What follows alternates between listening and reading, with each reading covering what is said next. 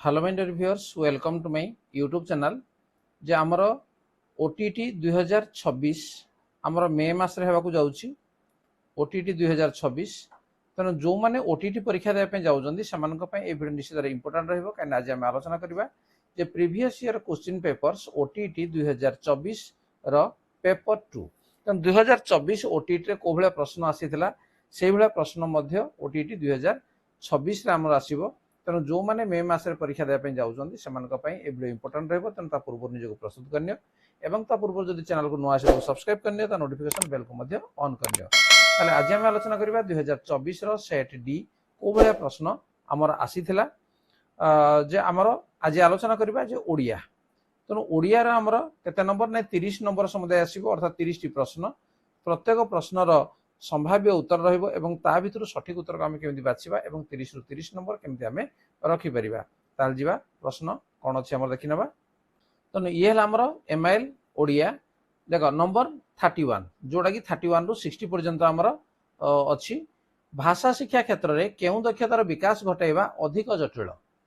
भाषा शिक्षा क्षेत्र में केउं दक्षतार विकास घटाइबा अधिक जटिल। श्रवण, कथन, पठन, लिखन निश्चित भाव में ये हम लिखन दक्षता ये हूँ अधिक जटिल। तेणु डी हम आम सठिक उत्तर। तेणु 4टी संभाव्य उत्तर भितर आम सठिक उत्तर को भितर बाछिबा। शिशुर केउं दक्षतार पूर्णतम विकास कराइबा प्रथम कर्तव्य हेबा उचित। पूर्णतम विकास कराइबा को दक्षतार आम पूर्णतम विकास करवा दरकार। श्रवण, लिखन, पठन, कथन। तेणु या भितरु जदि आम देखिबा जे प्रथम हैला जे श्रवण। तेणु एई दक्षता को प्रथम आम पूर्णतम विकास कराइबा दरकार। नेक्स्ट नंबर 33 दुईटी विभाग रे दिया जाइथिबा शब्द गुडिक मध्यरे संपर्क स्थापन करने को कहुआ प्रश्न केउं प्रकार प्रश्न। ठीक अच्छे। तेणु ये वर्गीकरण मूलक प्रश्न, मेलक प्रश्न, सत्यासत्य प्रश्न, दृष्टांतमूलक प्रश्न। तेणु ये आसो कोटे ना मेलक प्रश्न रे ये आसो। नेक्स्ट केउं परीक्षण पाठ्यक्रम सहित निबिड़ भाव संपृक्त। पाठ्यक्रम सहित निबिड़ भाव संपृक्त से कहूँ समन्वयी, प्रवीणता, उपलब्धि एवं पोर्टफोलियो। तेणु ये आसो कौड़ा ना उपलब्धि। ये उपलब्ध ये है सठिक उत्तर। नेक्स्ट नंबर 35 आम हस खेल बही रे केउं शिक्षादान पद्धति अवलंबन करा जाइछि। केउं शिक्षादान पद्धति शब्दक्रमिक पद्धति, छवि प्रणाली, वर्णानुक्रमिक पद्धति, गल्प गठन प्रणाली। तेणु ये कौन गल्प गठन प्रणाली। ठीक अच्छे। नेक्स्ट केउंटी पद्य शिक्षादान उद्देश्य नुहे। पद्य शिक्षादान उद्देश्य नुहे जुक्ति शक्ति को शाणित करवा, आनंद उपभोग, कल्पना शक्तिर विकास, सृजनी शक्तिर विकास एगुड़िक तो हम। तेणु एडा ये उद्देश्य नुहे। जुक्ति शक्ति को शाणित करवा ये उद्देश्य नुहे।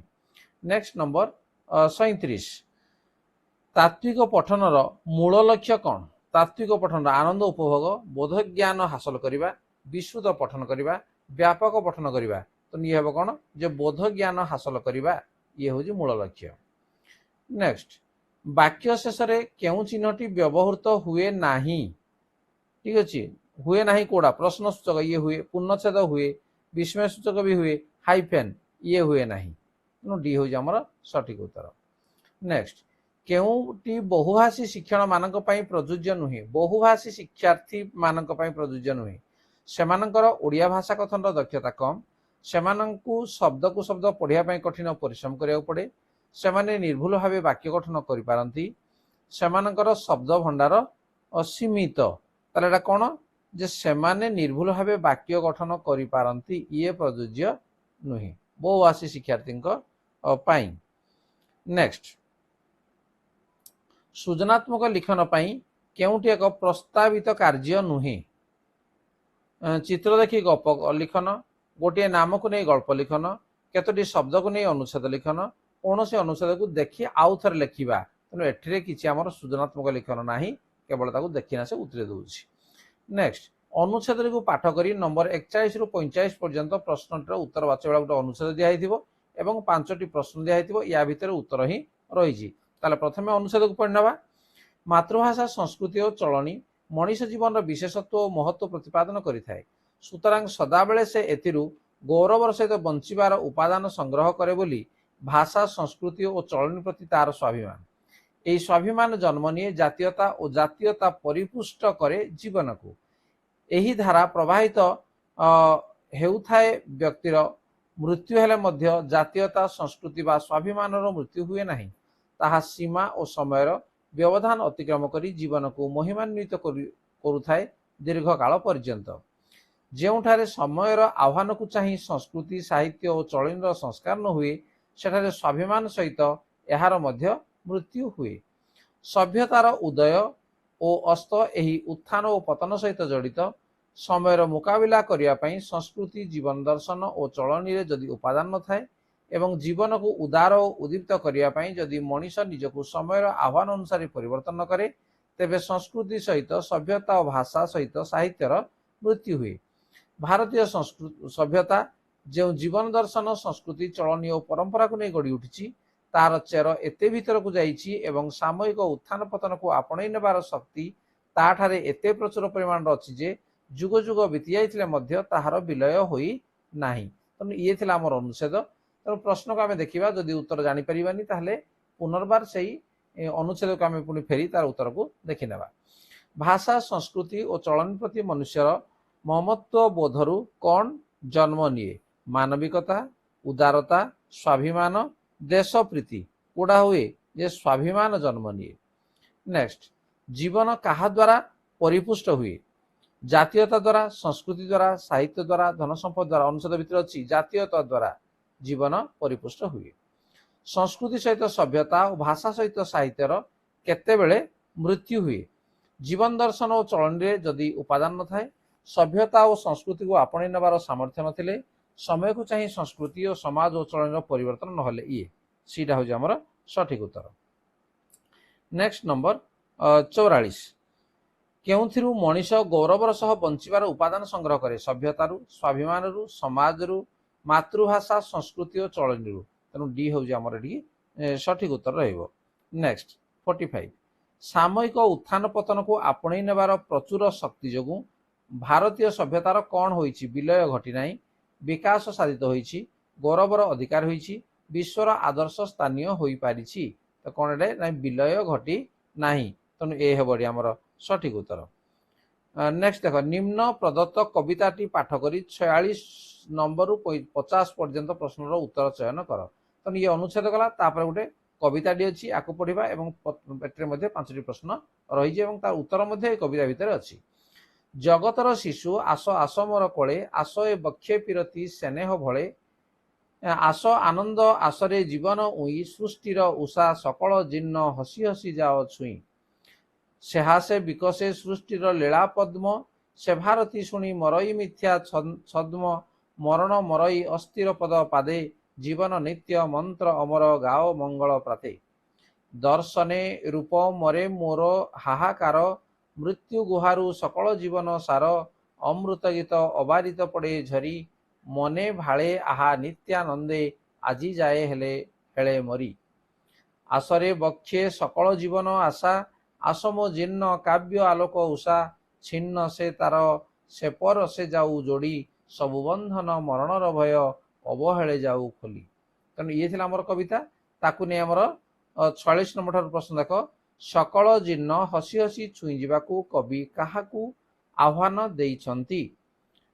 ठीक अच्छे एठी उषा को आनंद को स्नेह प्रीति को शिशु मानकू ताले यार सठिक उत्तर होजी जे शिशु मानकू तेणु डी होजी हमर सठिक उत्तर। शिशुर हसरे कवि कौन देखिछंती लीला पद्म आनंद सृष्टिर सौंदर्य निष्कपटता तेणु ये हम कौन जे नीला पद्म देखिछंती एवं सृष्टिर सौंदर्य दीटा हब जोड़ा लिखले मध्य एटी सठिक हम एटी। नेक्स्ट शिशुर अस्थिर पदपाद कौन करे अस्थिर पदपाद कौन करे मरण को मारे जीवन रो वंदना करे आनंद प्रदान करे भविष्यतर आवाहनी गाए ताले कौन हम ना मरण को मारे ये हम। नेक्स्ट शिशुर रूप दर्शन रे कविंकर कौन दूर हुई दुख हाहाकार जंत्रणा अमंगल ताले कौन हम ना कविंकर हाहाकार दूर हुए। नेक्स्ट किपरि कविंकर मरण भय दूर हो पारिबो शिशु को बक्षरे धारण कले काव्य तारार क्षीण आलोक देखिले शिशु मानकर चपलता देखिले कविंकर सकल आशा पूरण हेले ताले यार सठिक उत्तर कोड आसीबो जे शिशु को बक्षरे धारण कले मरण भय दूर हो पारिबो। नेक्स्ट तापर देखिबा हमर ग्रामर अछि 51 नंबर देख विश्राम यह केउ प्रकार पद सर्वनाम विशेष्य विशेषण क्रिया तो ये हूँ आमर विशेष्य विश्राम विशेष्य पद। नेक्स्ट केउटी जल शब्दर प्रतिशब्द नुहे तोय उदक सलिल अंबु तेणु सलिल ये प्रतिशब्द नुहे। लुहा जानी पानी देवा रूढ़ीर अर्थ कौन लुहा जानी पानी देवा अनिष्ट करिबा कठिन परिश्रम करिबा गुरुत्व उपलब्धि न करिबा व्यवहार अनुसार व्यवहार करिबा एटा व्यवहार अनुसार व्यवहार करिबा लुहा जानी पानी देबा।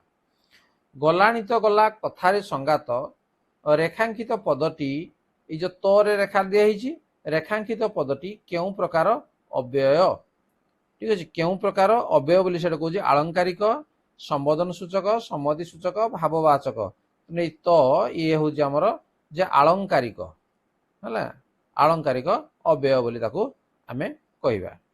नेक्स्ट नि उपसर्ग जोगरे गठित शब्दटी को चिन्ह निश्चल निग्रह निरन्न निरलस तेणु ये हम निग्रह नि उपसर्ग जोगरे गठित शब्द। 56 अस्तव्यस्त करि पकाइबा अर्थ प्रकाश करुथिबा रूढ़ी को चिन्ह अस्तव्यस्त करि पकाइबा यार अर्थ प्रकाश करुथिबा रूढ़ी को हम देखिबा मन घर धरिबा घर पानी आंठुए ठेकिए पानी पिएबा तीनी पांजिरु जिबा ठीक अछि ये हम कोडा कहलो जे ठेकिए पानी पियाइबा या सहित समान हबो।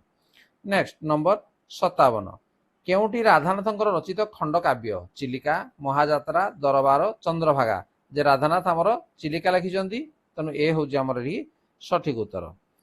केउटी करणीय शब्दर प्रकृति प्रत्यय करणीय शब्दर क्रू अनय अनिय क्रू अणीय कर अणीय करण इय ये हम कड़ा नहीं क्रू अनिय ठीक अछि। केउ शब्दटी तद्धित प्रत्यय अजोगरे गठित होई नाही से कहूछि वैष्णव अर्णव आर्जव गौरव तो निरा हो तार उत्तर बी अर्णव।